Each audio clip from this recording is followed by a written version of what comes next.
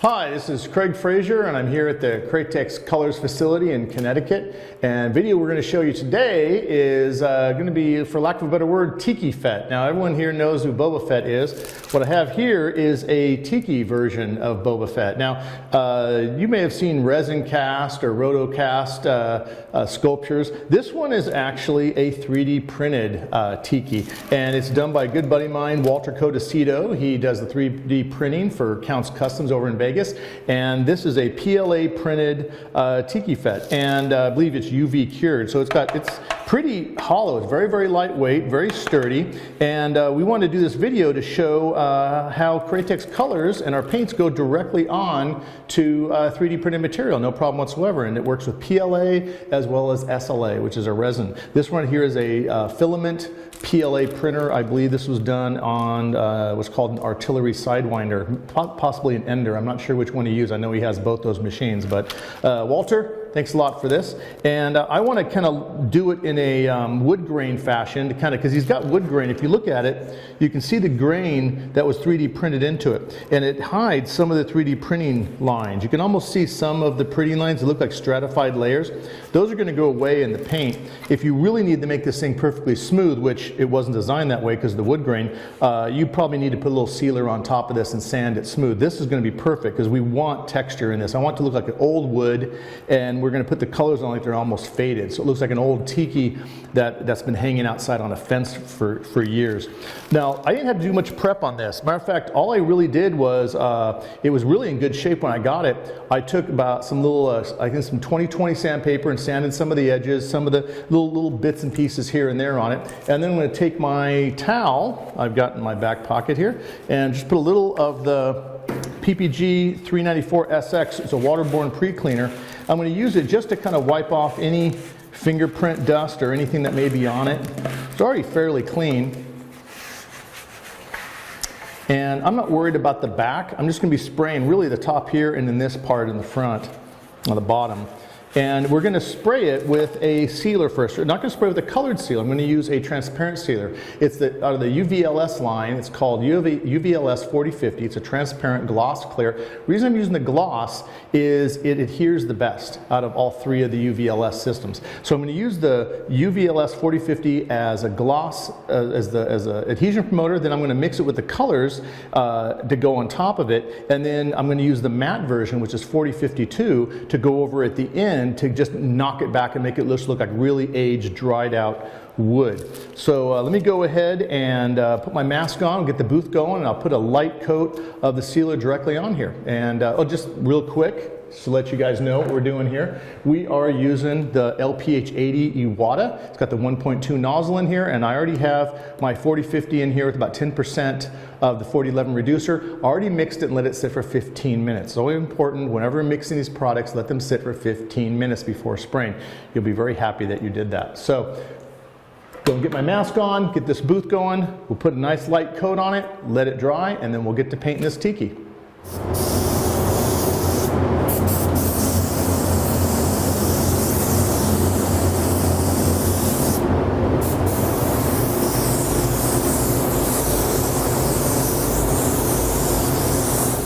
Now, all I needed to let it sit was probably an hour or two before painting on it. You know, remember I put the 4050 on top of our 3D print right here. But we actually let it sit overnight because we were doing some other things here, and that's even better. The longer it sits, I mean, up to probably, I'd say 48 hours. After that, it's just not going to get any harder over time. It makes it even more durable to the point where I can wipe this down. You can always wipe it down with a solvent-based pre-cleaner. It's not going to really affect it too much because it's water-based. But even a water-based pre-cleaner, even 4011, which is the reducer I used in the 4015, I can wipe it down and I'm still not going to damage it. Now, if I keep on really scrubbing at it, I'll start lifting it eventually. But I had enough coats of the 4050 down, I'm not really worried.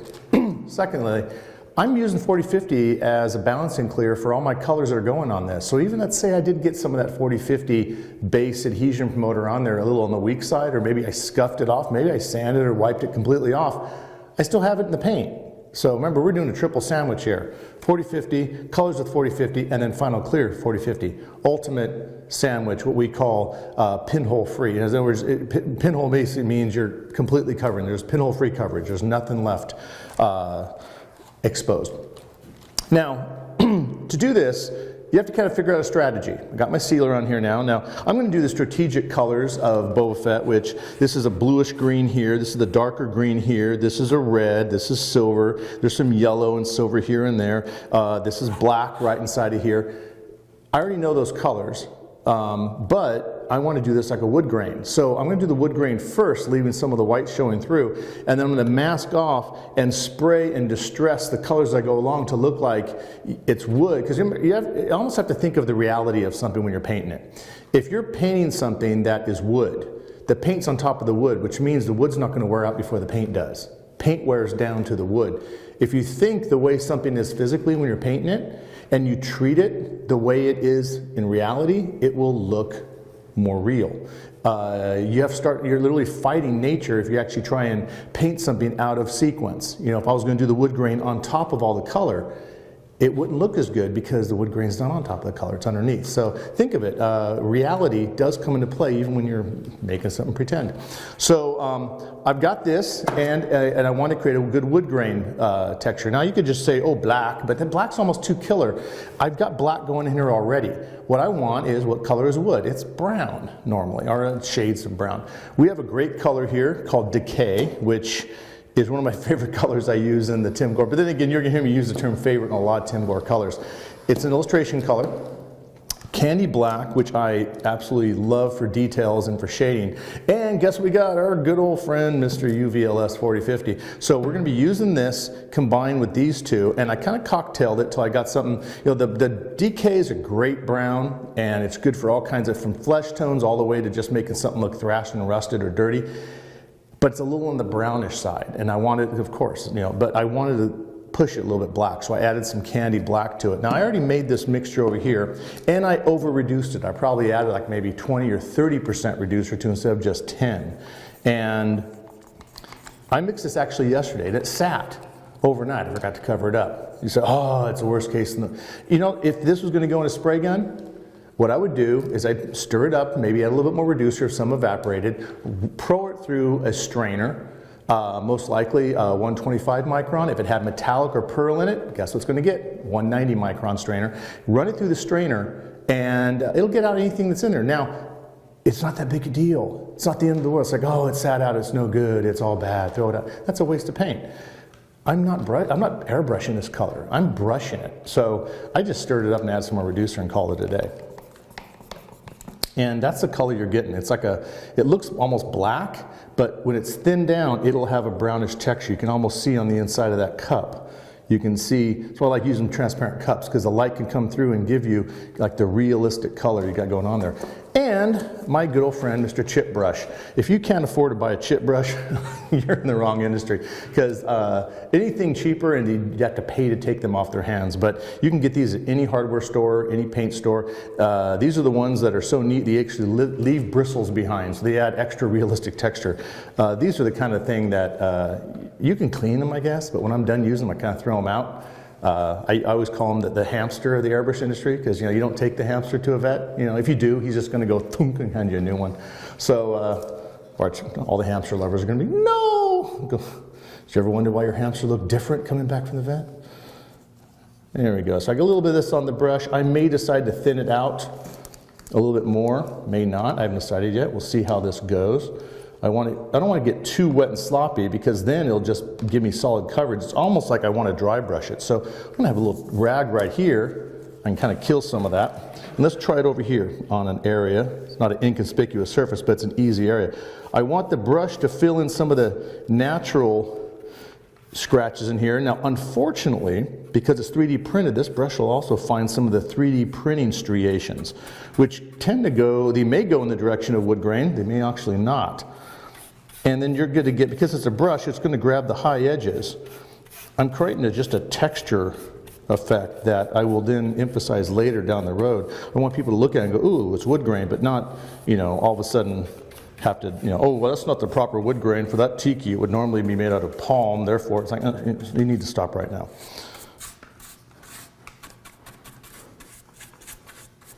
Not looking for anyone with a PhD in wood grain.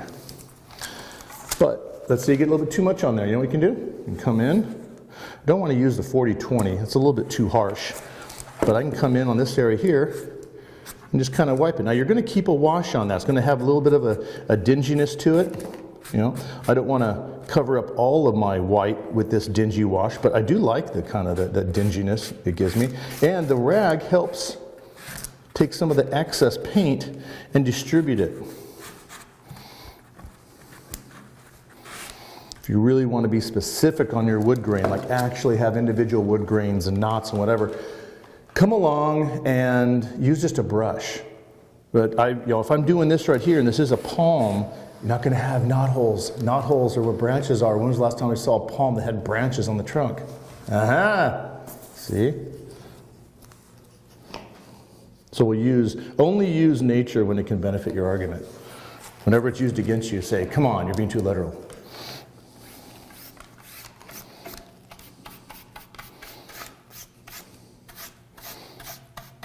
You'll develop your own technique as you go along.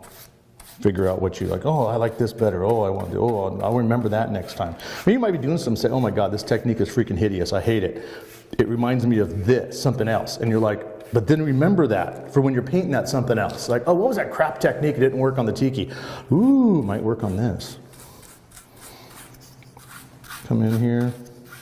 You can turn the brush sideways.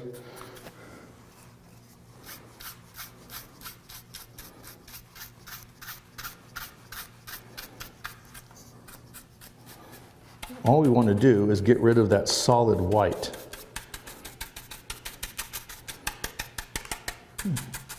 You may all of a sudden discover a new technique. Oh, I like it when I do this. Don't fall in love with technique. Appreciate it, use it, but you always tell when someone's like, oh, that's neat, and all of a sudden everything for the next 3 years is, ah. Oh God, airbrush artists love that crap. Like, yeah, I remember my first chip brush. Don't go crazy. It's a neat little toy, but it's not sliced bread. A little bit more.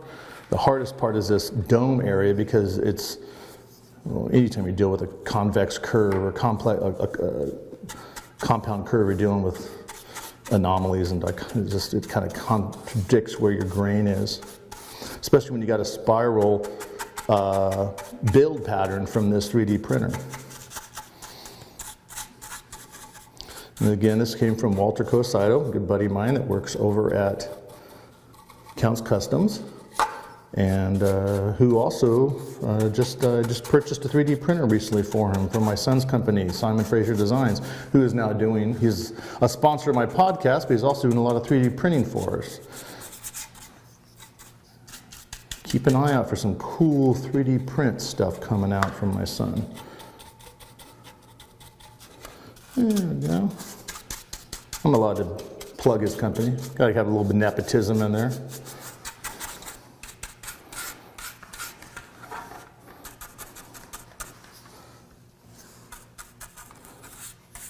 All I'm doing now is looking for areas that look like, so I want something that just looks thrashed. But if I have some area that looks specifically like a brush, I want to get rid of that. I want to just kind of create random texture. It's got to look wood grainy. It's also a palm, so it doesn't have, the same specific wood grain as a tree does. I want to have it on the bottom too, even though, now should I do it on the back?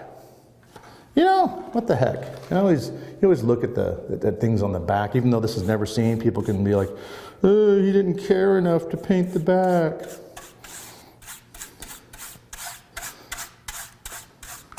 Now people can realize that the reason I painted the back was to make fun of the people that say I didn't care enough to paint the back. Because I didn't care enough to paint the back. But also, as someone looking at the back, it's like that jerk at a car show that's on the ground looking underneath the car. That's something you didn't do. Those are the guys you actually need to trip over. Oh, I'm sorry, that was your head? Oh.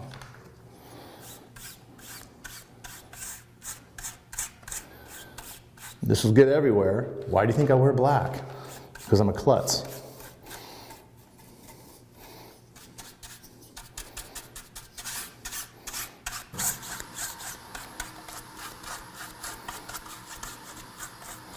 Kitty's all like, my white paper is covered in paint. That's what it's there for.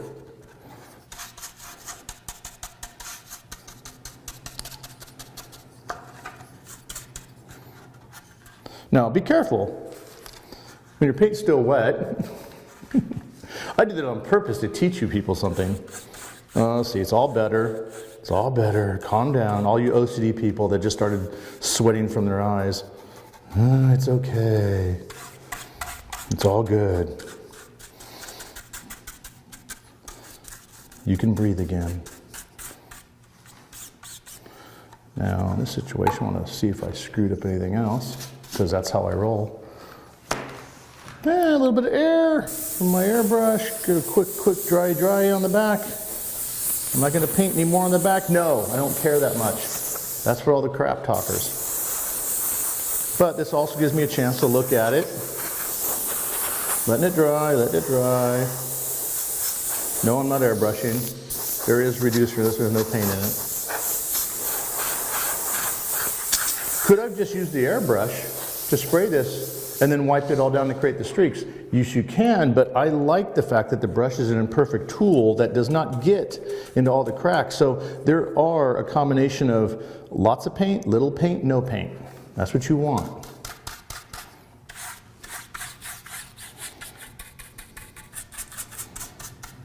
I'm pretty happy with that. Now, I am going to be masking on this in order to paint the different colors. The masking tape, this paint's pretty durable, but the masking tape still can lift some of the high spots. And so I want to make sure this is completely dry. So I'm actually going to put this aside and let it sit for about a good hour before I mask on it. Now, you can probably do it for a half an hour, but I actually have some other videos I'm doing, so we'll stick it over the side and work on the other video. Oh, I saw a spot I missed. See? You always will have a spot you missed. There we go. Cool. So that's our, you can just leave it like that, except it would kind of suck. But you always want, I learned something from the late great Steve Driscoll. He says, whatever step you do, he goes, all the steps you do in a process, each should stand on their own, but not necessarily have to. So this one looks kind of cool the way it is. Honestly, if I had an old tiki outside, I have tikis outside my backyard, they look like this. They're not even painted. But we're going to paint this sucker up, and that'll be the next step. So see you back in a little bit. Okay, gave this a little bit of time to dry, and if you're not sure about because the next step we're going to mask off and actually paint the red on this, because I had the red already pre-mixed. If you're not sure about it, you're kind of worried, you always heard that thing, test in an inconspicuous area, test on our backyard that we don't care about. Put some tape on there, yank it up, abuse it, look at the tape. Kind of hard to tell if it's being abused because it's kind of thrashed effect anyway, but really burnish it in. Nothing coming up on the tape at all, so that worked out really good. Very happy with that. But I'm still going to use my my low rouge tape from FBS, which is very, very low tack. I'm not worried about getting any bleeds because it just looked like it was done on purpose. Now, on doing this, normally if this was a tiki I was painting or a Mandalorian helmet or anything, I would try and strategically figure out how to mask this off so I wouldn't have to mask every single thing separately. I would do if I'm painting just the area right here red on the helmet, I would just paint the whole dang thing red and then paint that black later. I don't want to do that this time because I want that wood grain white to show through equally in all of them, which means I can't have any colors overlapping. So this is actually going to take more masking than, let's say, an actual Mandalorian helmet or an actual Boba Fett helmet, because I'm going to mask each color separately. Luckily, there's not a lot of different colors, only 3: red, light bluish green, dark green, and then of course black. So I'm going to keep on going with this red tape, go all the way around it. And you don't need to worry about burnishing this. I'm pressing this down. It's such low tack, I'm really pressing down to make sure it sticks good. Besides being low tack, the red tape, by comparison to some of the other vinyl tapes out there, doesn't leave glue behind. We don't want to leave any glue. And every now and then I use a little pencil to kind of press some of the tape down, use the eraser end, or take the lead out and just press it in. The downside with vinyl tapes, when you're going into corners, a lot of times they'll start lifting. So when I come to a corner, I'll not stretch the tape at all. I'll press it in, then I'll go from there, because the vinyl tapes always start shrinking.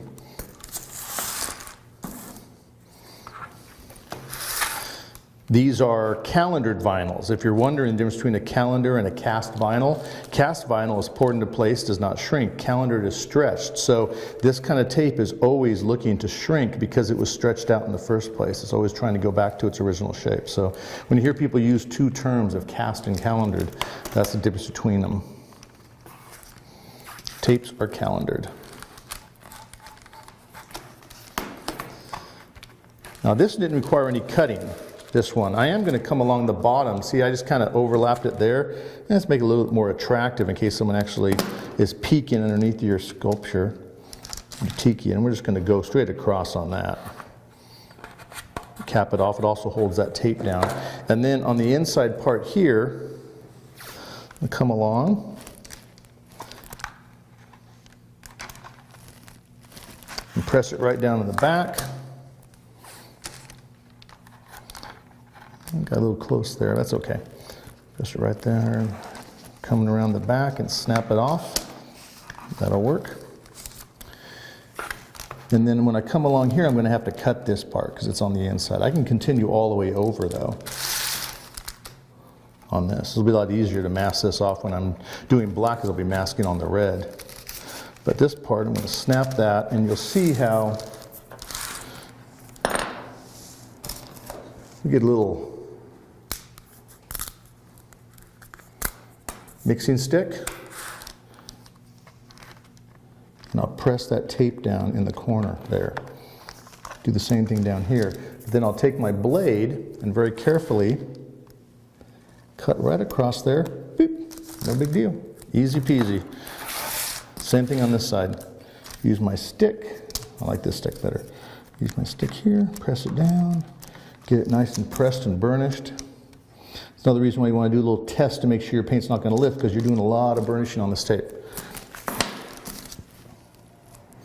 And then one across the top.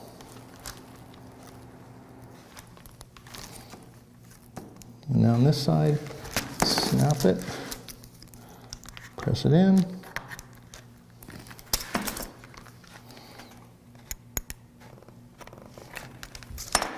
And there we go. All we have to do now is bring in the yellow tape, which I'll use to, let me press this, so a guy needs to get pressed down here. He's starting to lift on me, you saw that? Tape loves to lift in those inside corners. So we're going to help it stay down by, as soon as you press it down, we nail it down with this yellow tape, which does not stretch.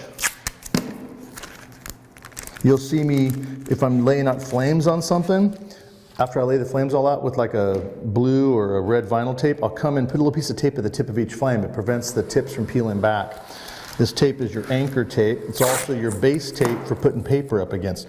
I will not be papering this tiki because that would just be freaking silly. That's why they don't make, 2-inch tape machines. There's so little to mask off. I'll just use tape. Also, I'm not that worried about mass overspray because I'm using my airbrush. I'm not using the spray gun on this one.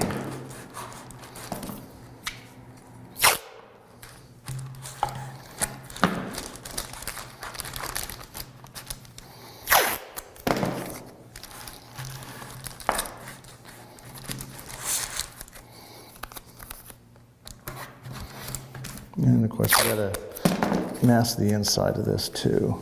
Luckily, hey, look at that. 3/4 fits right down the center of that, so that made our job there a lot easier. Whenever I attempt to lay out designs, I try and keep them all within 1/2 inch, 3/4, 1/4, and 1/8, because that's all the sizes of my tapes. It's not called being lazy, it's called not wasting time. There's a difference.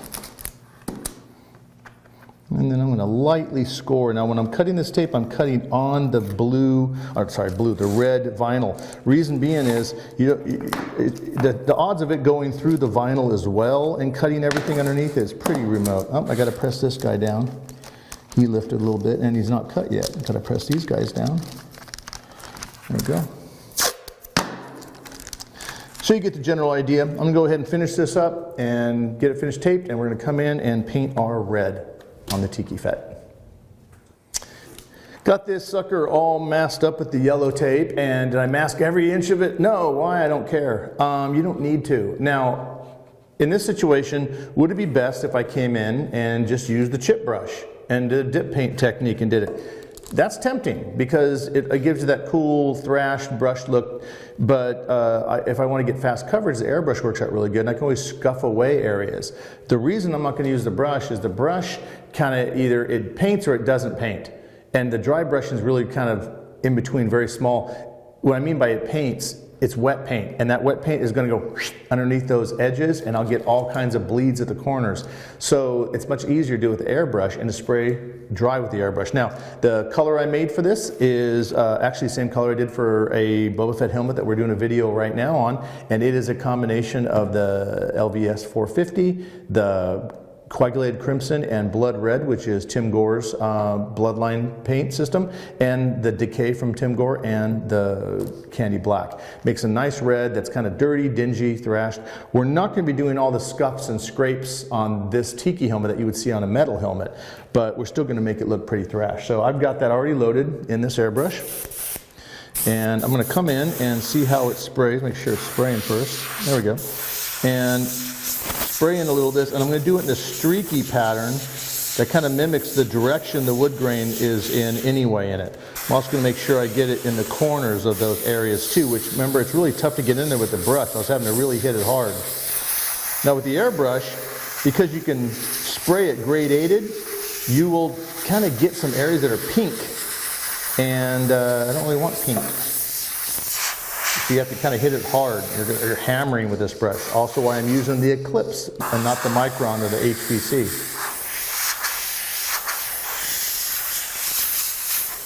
I'm going to do half of it, and I'll show you how we're going to come in. Actually, that's pretty good. I'm going to do the whole thing. It's so dang small. At the bottom there, come up. Make some areas really, really dark, some areas not, which will make it look like the paint has different layers of erosion. You know, the paint's slowly getting worn away by time, whatever, rain, bad application, who knows. And I got really wet down there. Be careful in those wet, because that can blow underneath that tape also. But it won't. It's not as bad as the brush. And then I'm just blowing air right now. No paint, just air. Make it dry. Seeing if I missed anything also, holding it. Another nice thing is that 3D printer, if this was just solid resin or resin cast, it'd be 4 or 5 times the weight of this. This thing, I'm not kidding, weighs, this roll of tape weighs more than this Tiki does.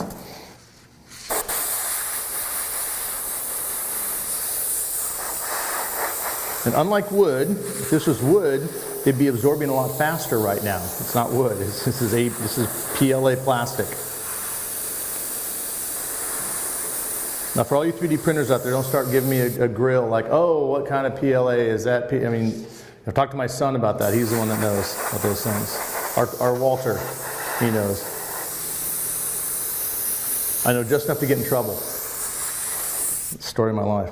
Okay, now in some cases I don't want this totally dry when I'm going to Scotch Brite it, because I kind of want to streak and kind of screw up. But by doing this, I can kind of scrape down to some of the white underneath, kind of give it a worn, thrashed look. And if I scrape too much, come back later with the paint, redo it a little bit.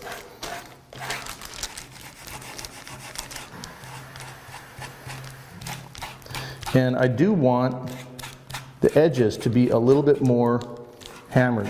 Why? Because that's where the whir would be. If people are handling this or touching it, they're going to hit the edges. The edges will be more thrashed and more worn.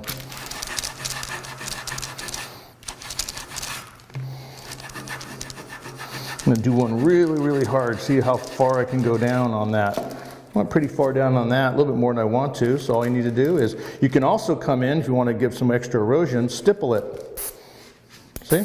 Pull the trigger on the airbrush and it makes it splatter.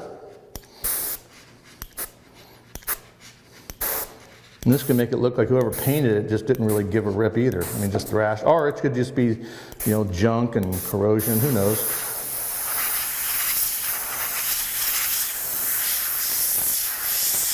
Now this paint dries darker than it looks when it's wet, and it's a combination of reasons, just because it's a matte, so it's always going to look, when it's wet, look brighter, but also it's got a candy in it. It's got a candy black in it, and that candy black will float to the surface while it's drying sometimes, separate out, get a little bit of a blackish tone to it, and I kind of like that.